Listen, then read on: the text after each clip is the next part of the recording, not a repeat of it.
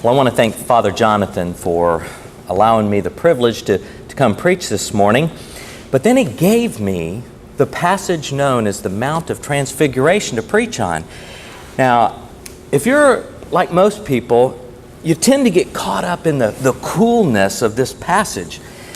After all, how many times do you see Jesus lit up like the sun, or the apostles hanging out with Moses and Elijah, or this cloud that comes down and a voice, the voice of God speaks from it? Now, unless I'm seriously mistaken, the only time all of that happens is in the Mount of Transfiguration. Now, as amazing as this story is, do you really think that God tells us stories just to entertain us? Or does God have a purpose, maybe that goes beyond entertainment? Now, the $64,000 question is, what might that purpose be?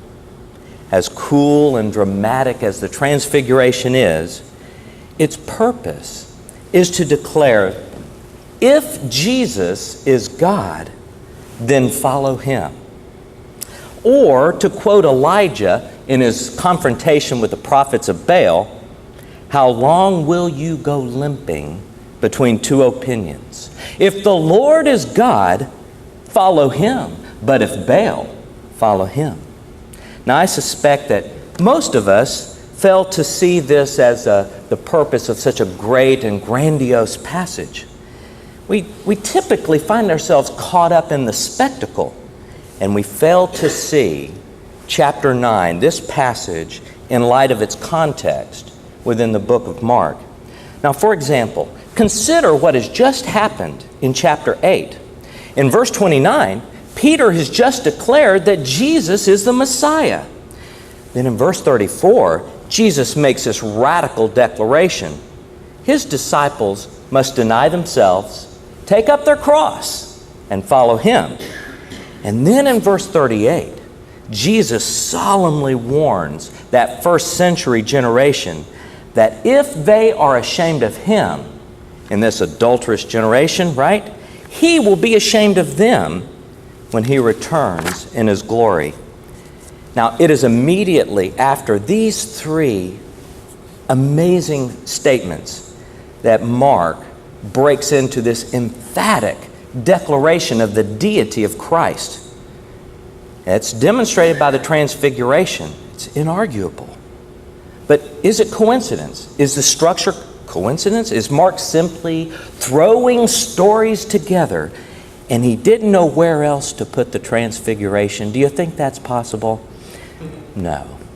I argue that the presence of Moses and Elijah in chapter 9 is a clue as to Mark's real purpose here in this Transfiguration. Now, one thing we know from the Old Testament stories is that both of these prophets were associated with Israel during times of great apostasy and faithlessness. Now, I believe Mark is subtly making the case, maybe not so subtle, but that first century generation of Israelites is just like Moses' Exodus generation and Elijah's Ahab generation. I think I can make that case. So I want to put forth to you this idea that from this we can conclude this idea. O sinner, turn from your faithlessness and your rebellion, turn to Christ, the only God, and be saved. Now, along these lines, I will ask you, do you realize that it's perilous to read the Bible? Now, some of you will go, what? My pastor's always telling me to read the Bible. Yes, but it's perilous in the sense that Yahweh, God, holds us responsible for the light that we receive. As Father Jonathan is going through Mark and we hear it, God holds us responsible for what we hear. Now, today's passage really does reflect this because Mark has been building in the gospel, the gospel according to Mark, this idea of Jesus Christ being who he is, God, he's king. He's building it on Old Testament stories that first century generation would have been familiar with. Now, the irony is that in spite of this knowledge, they still murdered the Lord of glory, in spite of this knowledge. So this begs the question of how God might hold Americans, modern Americans, responsible. I think we can safely say that virtually all Americans have at least been exposed to the gospel, with a church on every corner, all the stuff on radio, all the stuff on TV. So to assist us in understanding Mark's purpose, I'm going to ask three basic questions. One, how does Mark build the case for the divinity and kingship of Jesus in these passages leading up to chapter 9? Then how does Mark use Old Testament stories to support his purpose in chapter 9, in the Mount of Transfiguration, right? And then what is the proper response to the Mount of Transfiguration for both first century Israelites and 21st century Christians? So, how does Mark connect the dots? How does he prepare that roadmap for us to get us to this amazing passage in chapter 9? So how does he do it? Well, we have 4 Gospels, you know that. 3 of them are very similar. We call them the synoptics, and then John is very different, right? But Mark is arguably the subtlest of all 4. And it's certainly the shortest, may very well have been the very first, but it's also difficult. I think, this is for me, some of you may not have this problem, but I find it somewhat difficult to tease out the purposes other than the very basic gospel. I really think it's hard to pull out some of his underlying purposes because he has made it very simple, that the gospel is given very plainly and clearly for anyone to receive, and yet there's more there. There's always more there in the Word of God. That's really important for us to grasp. So I would argue that Mark doesn't leave us clueless here. He gives us these signposts along the way, and we're going to touch on a few of these. So for example, the first clue, I believe, lies in the introduction to Mark's Gospel. Back in chapter 1, when we look at verses 1 through 14, they loom large for our understanding of what Mark's subtle purpose is. Now, if you'll recall, I'm sure Father Jonathan preached on this. It may have been a while, but it was almost biographical or historical information. We had the introduction of John the Baptist. We have the baptism of Jesus. We have Jesus being sent off into the wilderness to be tested. You know, these are kind of historical, biographical things.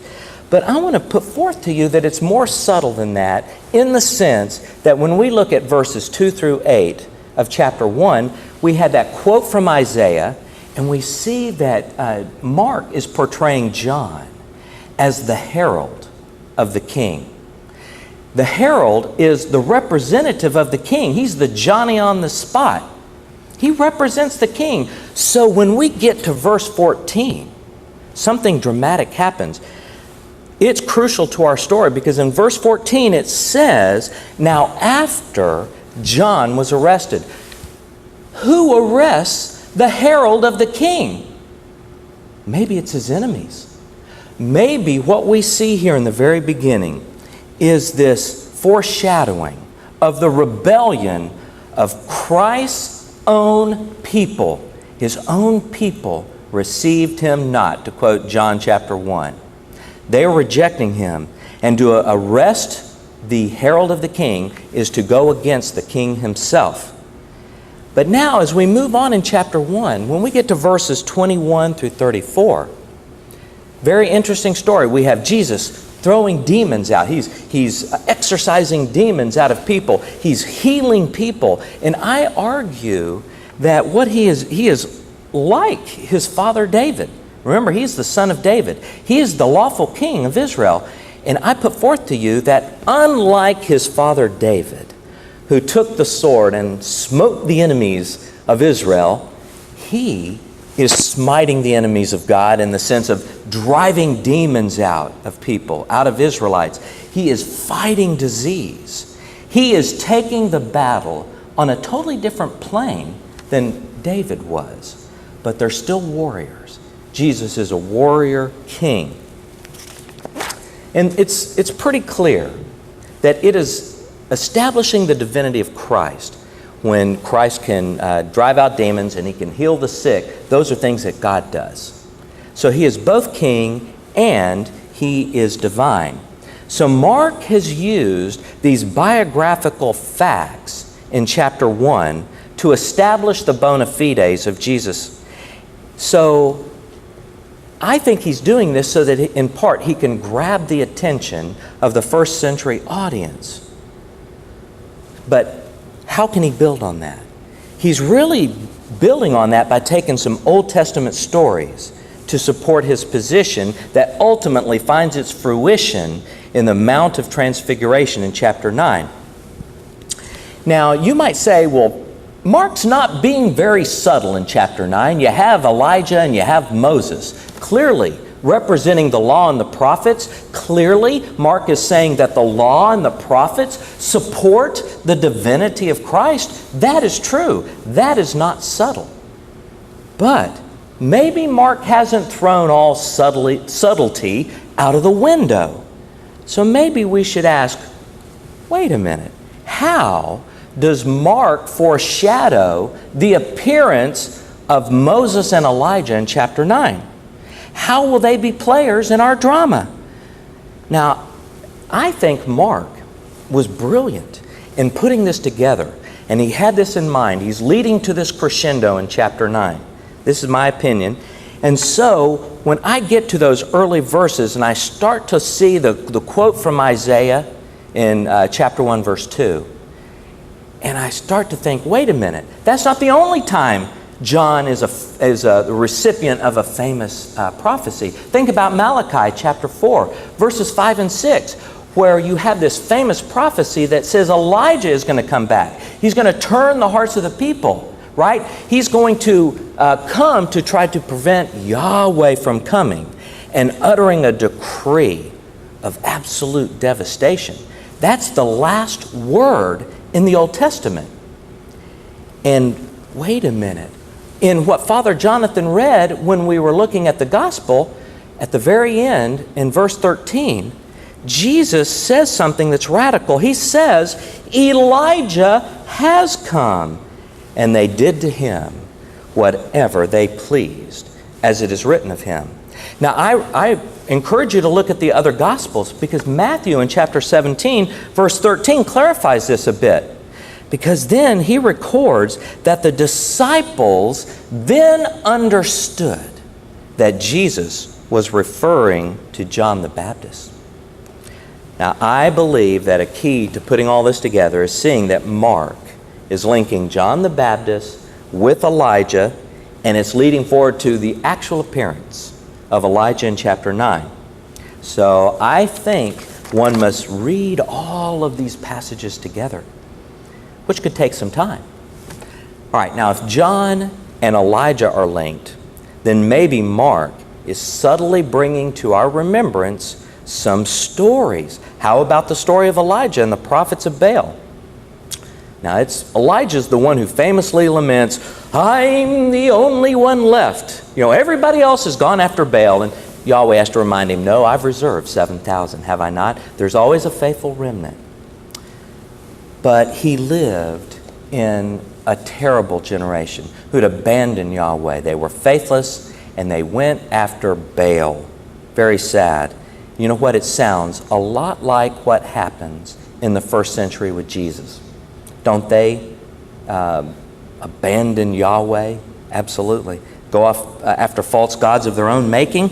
So I argue that we've got chapter 9, and it's continuing these thoughts from chapter 1 and verse 14. But I don't think that Elijah's the only one. How about Moses? When we go back to chapter 1 and we looked at verses 12 and 13, just two verses, what happened there? Jesus is off in the wilderness being tempted. Now wait a minute. I know the Exodus story, and you know the story, what happens. Moses is coming down from the mountain, he's got the 10 Commandments, the covenant, and they're worshiping this God made of gold right? The golden calf. He breaks the stones representing they've broken the covenant, and then they refuse to enter into the promised land. And so what does Yahweh do? He sends them off into the desert to do laps for 40 years, and they all die. The writer to the Hebrews says that their carcasses are left in the desert. And so maybe we also see Mark rolling forward this idea of the Exodus generation, which was a paradigm of faithlessness. That first generation would look back with disdain on the Exodus generation, not realizing that they were just the same. Just the same. So wait a minute. So now all of a sudden, it's starting to become clear. I've got three players here. I've got Jesus, I've got Moses, and Elijah, all in very similar circumstances. Faithless generations. So we've seen these characters. So what are some of the obvious similarities between Moses, Elijah, and the Mount of Transfiguration from today's passage? I know you didn't think I was ever going to get to today's passage, but here we are. The first thing I would draw to your attention is that mountains play a key part. Mount of Transfiguration, Mount Sinai with Moses, Mount Carmel with Elijah and the prophets of Baal. Remember that? Now, Jesus, Moses, and Elijah, they all minister to Israel in times of unbelief and apostasy. And in fact, it wasn't in today's reading, but if we went down to chapter 9, verse 19, Jesus, you know the story, comes down off the mountain, and what does he say? "O faithless generation, how long am I to be with you?" Now, another point of similarity. Jesus takes three men up with him on the mountain. You know the story, Peter, James, and John, apostles. They're going up on the mountain. But did you know that Moses, back in Exodus 24, takes Aaron, Nadab, and Abihu, priests, up on Mount Sinai? God tells him, bring them with you. And there was also 70 elders that get to come up. So all of a sudden we start to see maybe Jesus didn't just choose Peter, James, and John because he liked them the best, but that he needed three. And they were clear leaders. So you have these parallels of three key religious figures coming up with either Moses or Jesus up onto the mountain. Very interesting. Now in Mark chapter 9, verse 7, we have a cloud that overshadows the mountain. Now you know that God in His glory comes down as a cloud on Mount Sinai with Exodus, right? Then Mark chapter 9, verse 2 says something very quirky, in my opinion. It says, and after 6 days, Jesus took with him, and then that's the start of the story. Guess what happens in Exodus chapter 24? Well, guess what? The glory cloud comes down on Mount Sinai, and it covers it for 6 days. And on the 7th day, Moses is called up into the cloud. In both scenarios, so it's after 6 days, and then after 6 days, you have this event where both of the characters, Jesus goes up into the mount on the mountain where the cloud is, and so does Moses. Very similar. Now, the other thing is that Jesus leaves the rest of the apostles down at the foot of the mountain, correct? But there's 12. Did you know or recall that in Exodus 24, before Moses goes up on Mount Sinai, he sets up 12 pillars, one for each of the tribes of Israel. And what does Elijah do? On Mount Carmel, he chooses 12 stones to build an altar, one for each of the tribes of Israel. So there are amazing parallels. Then, let's say the final one that I note, I'm sure there are more, is that the Shekinah glory appears in Jesus. I mean, his face shines like the sun. His clothes are white like nothing in this world could make it. It is this glorious appearance of the divinity of Christ, right? It's an amazing thing. And so what do we see with Moses? The glory cloud. He sees the presence of the Lord, if you will. And then Elijah sees this fire. The fire of the Lord comes down. You know the story. But recall, this is not normal fire. It's not like God sends a lightning bolt. No, this is like Shekinah fire, okay? Because what does it do? It burns the burnt offering. It burns the wood. It burns the stones. It burns the dust. And finally, it licks up every drop of water that's there. I mean, this is the presence of God in a very dramatic way. And so, imagine, if you will, that you were a first century Hebrew and you were steeped in these Old Testament stories. And you hear this Mount of Transfiguration event, this glorious, now it doesn't come out, it doesn't become common knowledge until after the resurrection, because that's what the Lord commanded Peter, James, and John. But it's preached, it's preached after the resurrection.